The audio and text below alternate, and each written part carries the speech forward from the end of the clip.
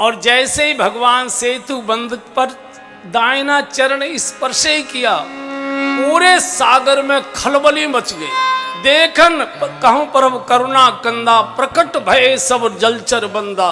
जितने जलचर थे, व्हेल थी, मछली थी, नाके थे, मगर थे, जो कुछ भी घड़ियाल आदि सब भगवान के दर्शन के लिए मुंह उठाकर देखने लगे। तिनकी ओटन देखिए बारी, मगन भय हर रूप निहारी। भगवान का जामवंत जी पुल बहुत सकरा है, सेना बहुत ज़्यादा है, सालों लग जाएंगे। ऐसा करिए, आपके पुल से मैं निकलता हूँ और मेरा जो ये नया पुल बना है, जो मैंने, इस पर अपनी सेना को निकाल दो। जामवंत जी बुद्धि के देवता है, ब्रह्मा जी के अंशावतार है, और बुद्धि भगवान की बात भी नहीं मानती, उसमें भी शंका करती है। तो उन्होंने कहा, जामवंत जी ने, प्रभु घूमने आए हो कि युद्ध करने आए? बोले क्या मतलब? बोले कह रहे हो कि सेना को इन जलचरों से निकाल दो। बंदर भी चंचल, जलचर भी चंचल। मान लो बीच में जाकर इन्होंने खो खो कर दी और उन्होंने डुबकी लगा ली, सारे जलचरों ने, पूरी सेना डूब जाएगी ना, इधर के रहेंगे ना उधर के। भगवान ने कहा नहीं, प्रयोग करके देख लो। बड़े बड़े पत्थर लाए गए, फेंक फेंक के मारे गए, लेकिन एकदम भगवान के दर्शन में मन हर्षित सब भय सुखारे। एकदम कोई हिला नहीं, सब जैसे के तैसे खड़े रहे। भगवान ने कहा अब तो राजी हो? बोले हाँ।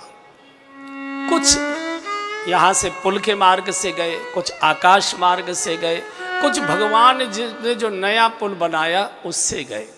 सेना लंका की सीमा में जाकर समुद्र के किनारे डेरा डाल दिया।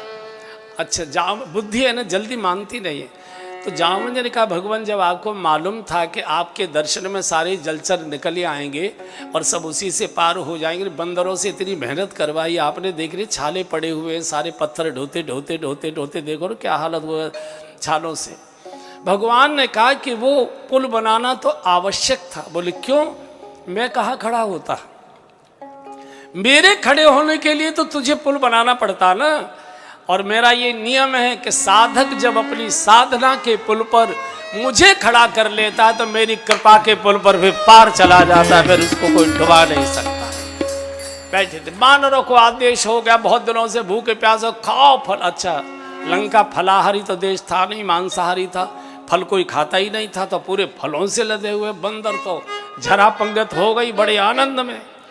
अब भगवान ने कहा, जामवंत जी लड़ाई झगड़ा करने से पहले बुजुर्गों से सलाह जरूर ले लेनी चाहिए, नहीं तो बुरु बुरु करते रहते हैं, पूछते तो है नहीं, कर बैठते हैं, फिर परेशान होते हैं, फिर रोते हैं। तो बुजुर्गों को हमेशा बात जरूर कर लेना चाहिए। करो वही जो आपको करना है, पर सलाह जरूर कर लिया करो, नहीं तो बुरु बुरु करते रहेंगे, वो आपको मूड बिगाड़ देंगे।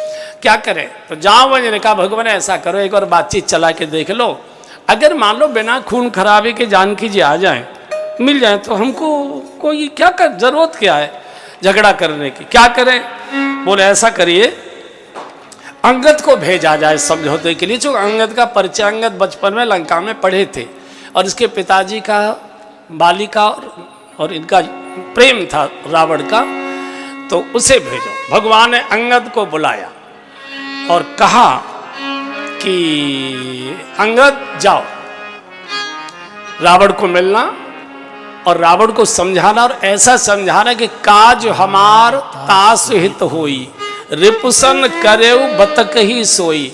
हमारा भी काम हो जाए और उसका भी अहित न हो, दुश्मन के साथ ऐसी बातें करना।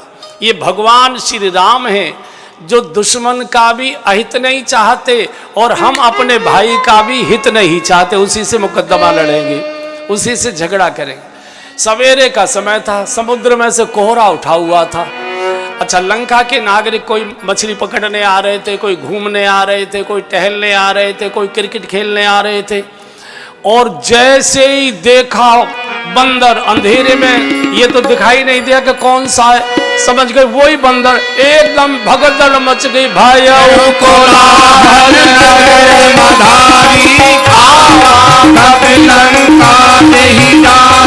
भाई नगर मझारी आवा कपिलंका देहि जारी रे, आवा कपिलंका देहि जारी रे, आवा कपिलंका। ओ हल्ला मच गया रे, लोगों खिड़की दरवाजे बंद करो, लाइट ऑफ कर दो, वही बंदर आया है जो लंका जला कर गया था। अरे महिलाएं तो रावण को गोलियों दे रही, रावण तेरो सत्यानाश है। अब धोखा करेंगे करतारा, नहीं निश्चर कुल के यदि आवधों का करेंगे करतारा, नहीं निश्चर कुल। जल्दी से बात कर लेते, महापुरुष बैठे इनके भी कार्यक्रम है। तो अच्छा, अंगद जी ने किसी से रास्ता नहीं पूछा रावण के घर, बिनु पूछे मग दे ही दिखाई। सर हम वहां तक तो नहीं जाएंगे, सीधे जाना, चौराहा पड़ेगा, लेफ्ट मुड़ना, टी पॉइंट आएगा, राइट चले जाना और एक बड़े से गेट में घुस जाना। वहां ससुरा हुक्का पी रहा होगा, मारे डालना सौरे को, छोड़ना नहीं। बिना पूछे रावण के दरबार में जैसे अंगद जी ने प्रवेश किया, काजल का पहाड़ जैसे सोने के सिंहासन पर बैठा हो। अंगद जी को देखते सारे सभासद खड़े हो गए, किसी ने उत्तिष्ठ की आज्ञा नहीं दी, सब खड़े हो। कोई कोई महापुरुष ऐसे आते हैं जिनके आगमन पर ही लोग वैसे ही खड़े हो जाया करते हैं। और अब ये आ रहे हैं, कृपया सब खड़े हो जाए। इसका अर्थ जबरदस्ती थोपा जा रहा है सम्मान, जबरदस्ती थोपा जा रहा है। तो रावण है मूर्खो, बंदर के लिए खड़े हो। अंगद जी ने कहा रावण वैसे तो तू मरने वाला है, लेकिन मुझे तेरे ऊपर तरस आ गया, चूंकि तू मेरे पिताजी का मित्र रहा है और मैं तेरा भतीजा लगता हूं, इसलिए मैंने सोचा एक बार चलो। कौन भाई, हमारा कौन मित्र है रे? बड़ा अहंकारी कभी किसी को मित्र नहीं बताता। होंगे, नाम तो बहुत सुने, कभी देखे होंगे, लेकिन ध्यान नहीं आ रहा है। जैसे ही आदमी थोड़े से ऊपर उठता है, वो साथ वालों को ही पहचाना बंद कर देता है। कौन? अरे वो किष्किंधा के राजा बाली, जिसने तुझे 6 महीने कांख में दाब के रखा था, भूल गया? ओह अच्छा, तुम बाली जी के बेटे। अब जी लगा रहा, शाखा हो आया, अब देखो ना उठी सी करे आया। तुम बाली जी के बेटे हो? अच्छा, कैसे हैं भैया? वो बहुत दिनों से भेंट नहीं हुई। अब इसको मालूम है, अंतर्राष्ट्रीय न्यूज बनी थी कि बाली का वध राम ने कर दिया, ऐसे मालूम है, लेकिन जानबूझकर ऐसी भाषा बोलता है कि बाली के वध का आक्रोश इसके मन में आ जाए राम के प्रति। क्या हाल है? बोले 4-6 दिन के बाद तू जाके पूछ लियो क्या हाल है। अरे बाप के हत्यारे का साथ दे रहा है, मेरा साथ दे, मैं तेरे पिता की हत्या। अंगद जी ने कहा रावण एक शब्द बोलना नहीं, एक शब्द बोलना नहीं। जब तुझे जानकी जी इतनी प्रिय लगती थी तो तू धनुष तोड़ कर लाता, चोरी करके ले आया, शर्म नहीं आती तुझे? अब ये जो वैसे लोग होते ना कामी टाइप के बात बनाने में बड़े होशियार होते हैं।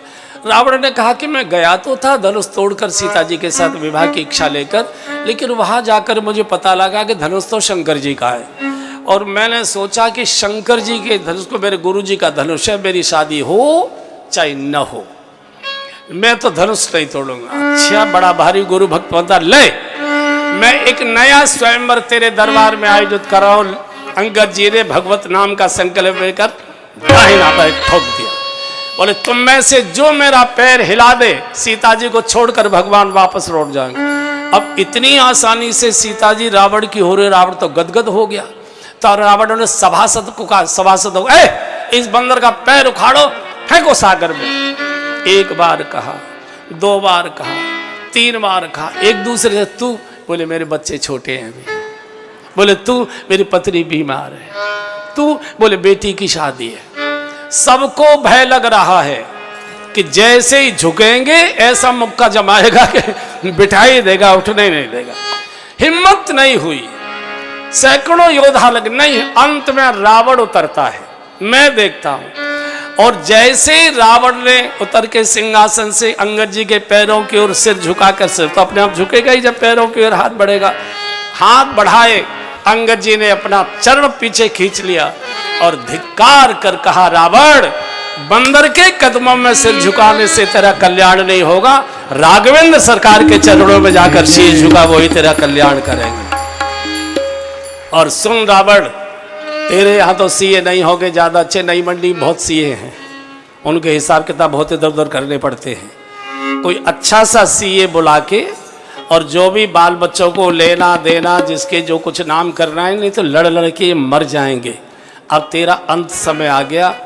और यहाँ से धिक्कार दे के अंगद जी भगवान के चरणों में आकर बोले, प्रभु युद्ध अवश्यम भावी है, बुराई बिना युद्ध के नहीं समाप्त की जा सकती।